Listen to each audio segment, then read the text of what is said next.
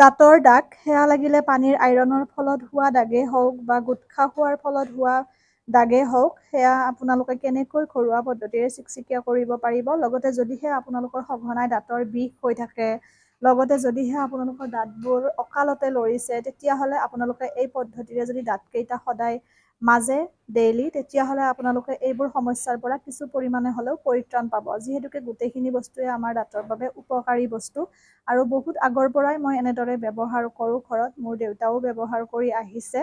গতিকে ভাবিলোঁ আপোনালোকৰ লগতো ভিডিঅ'টো মই শ্বেয়াৰ কৰি দিওঁ, কাৰণ দাঁতত যেতিয়া চেক থাকে বা দাগ থাকে বৰ বেয়া দেখিবলৈ, আৰু বিশেষকৈ উঠি অহা প্ৰজন্মই যিবোৰে গুটখা খায় তেওঁলোকৰ দাঁতবোৰো বৰ বেছি লেতেৰা নিচিনা। এই পদ্ধতিৰে যদি ৰেগুলাৰ তেওঁলোকে দাঁত মাজে, তেতিয়াহ'লে সেই গুটখা খোৱা প্ৰভাৱো দাঁতত নপৰে। পৰালৈকে এইবোৰ গুটখা বা তেনেকুৱা ধৰণৰ বস্তুবোৰ খাবই নালাগে, কাৰণ আমাৰ যথেষ্ট ক্ষতি কৰে দেহত। গতিকে এই বস্তুখিনি আপোনালোকে ব্যৱহাৰ কৰি চাব পাৰে। গোটেইখিনি বস্তু মই ভিডিঅ'টোৰ শেষত আপোনালোকক দেখুৱাই দিছোঁ, আপোনালোকে গোটেইখিনি বস্তু চাই ল'ব। তথাপিও এবাৰ কৈ দিছোঁ, আমাৰ যিটো টুথপেষ্ট আপোনালোকে ব্যৱহাৰ কৰে সেয়া লাগিলে কলগেটেই হওক, লগতে ইয়াতে লং লৈছোঁ। লংটো দাঁতৰ বিষৰ বাবে কিমান উপকাৰী সকলোৱে জানে, বা এনে দাঁত বিষালেও বহুতে লগাই দিয়ে, সেয়া লং।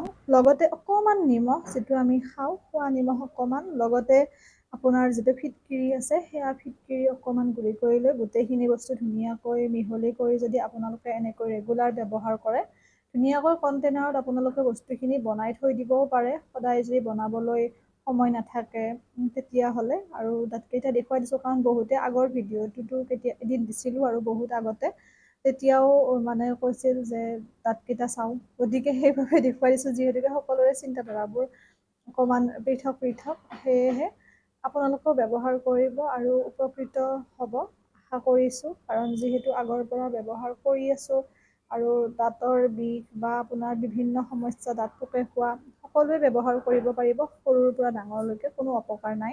কি বস্তু ব্যৱহাৰ কৰিছোঁ আপোনালোকে চাই লওক। বস্তুখিনি আপোনালোকক মই দেখুৱাই দিছোঁ, আৰু আপোনালোকে ব্যৱহাৰ কৰি কেনেকুৱা পালে ফলাফলটো জনাব। লগতে যিবোৰ আপোনালোকৰ দাঁতৰ বিভিন্ন লেতেৰা আছে বা দাগ আছে সেইবোৰ গৈছে নে নাই সেয়াও জনাব। যিহেতুকে এদিনতে নাযায়, কিছুদিন আপোনালোকে ব্যৱহাৰ কৰিব লাগিব। দাগবোৰ যিহেতু পুৰণি, গতিকে ব্যৱহাৰ কৰক এসপ্তাহমান, তাৰপিছত আপোনালোকে নিজেই ৰিজাল্টটো দেখিবলৈ পাব। দাঁতৰ বিভিন্ন সমস্যা ৰোধৰ বাবে প্ৰয়োজনীয় আজি ব্যৱহাৰ কৰা বস্তুখিনি আপোনালোকক দেখুৱাবলৈ মই লৈছোঁ। এয়া হৈছে কলগেট। আপোনালোকে যি টুথপেষ্ট ব্যৱহাৰ কৰে সেয়াই ল'ব পাৰে, মই কলগেটে লৈছোঁ। লগতে এয়া নিমখ, এচিকুট নিমখ, দেখিছেনে? বহুত নহয়, অকণমান নিমখ আপোনালোকে ল'ব, ইমানমান নিমখ দেখুৱাই দিছোঁ। লগতে এয়া হৈছে লঙৰ গুড়ি, এইখিনি লঙৰ গুড়ি। লঙৰ গুড়িয়ে আমাৰ লঙে দাঁতৰ বিষ নোহোৱা কৰাত সহায় কৰে। বহুতে দাঁত বিষালে লং লগাই দিয়ে, লঙৰ গুড়ি, সেইটো সকলোৱে জানে আপোনালোকে, লঙৰ গুড়ি। লগতে আপোনালোকৰ যদি দাঁত অকালতে যদি লৰিছে বা তেনেকুৱা হৈছে, দাঁত মজবুত কৰাত সহায় কৰে ফিটকিৰিয়ে। ফিটকিৰিটো বহুত বেছি উপকাৰী দাঁতৰ বাবে, আমি আগৰ পৰাই ব্যৱহাৰ কৰি আহিছোঁ, ঘৰৰ দেউতাই ব্যৱহাৰ কৰে আগৰ পৰাই, গতিকে যথেষ্টখিনি উপকৃত কৰে এই ফিটকিৰিয়ে। কোনো ধৰণৰ ছাইড ইফেক্ট নাই। চাব, আপোনালোকক মই দেখুৱাই দিছোঁ। এনেকৈ আপোনালোকে অকণমান ৰুকি ল'ব ফিটকিৰি, আৰু দাঁত যদি বিষায় তাতো যদি অকণমান ফিটকিৰি আপোনালোকে লগাই দিয়ে, তৎক্ষণাৎ আপোনালোকে বিষটো ভাল পাব বা উপশম হয়। এয়া কিমানখন দিছোঁ দেখিছেনে? অতিৰিক্ত নিদিব, অকণমান দিব, ধৰি লওক এয়া এনেকৈ এইখিনি ফিটকিৰি দিব। লগতে ইয়াতে আপোনালোকে টুথপেষ্টটো দি দিব, দি পেলাই গোটেইখিনি বস্তু ধুনীয়াকৈ মিহলি কৰি মিশ্ৰণটোৰে আপোনালোকে দাঁত ঘঁহিব। আৰু যদিহে বহুত বেছি লেতেৰা আছে আপোনালোকৰ দাঁতত, তেতিয়াহ'লে আপোনালোকে ইয়াতে অকণমান নেমু টেঙাও এড কৰিব পাৰে। কিন্তু নেমু টেঙাটো বহুতৰে দাঁত টেঙাই, কিছুমানৰ টেঙা খাব নোৱাৰে, যাৰ ফলত অকণমান সময় টেঙা টেঙা ভাৱ এটা থাকে, আৰু তাৰ বাবে বহুতে অশান্তিও পায়।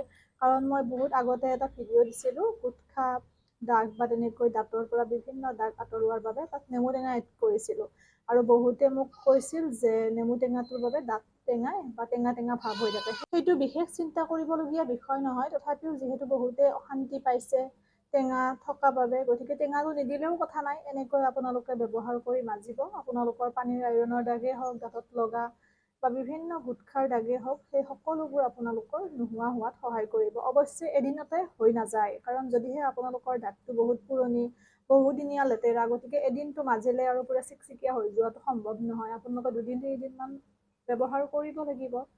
এয়া এনেকৈ বনাই পেলাই ৰেডি কৰি থ'বও পাৰে ধুনীয়াকৈ সৰু এটা কণ্টেইনাৰত চুপাব এনেকৈ। গাড়ী ফুৰাবলৈ যে ব্যৱহাৰ কৰে ফিটকিৰি, সেয়া ফিটকিৰি এয়া।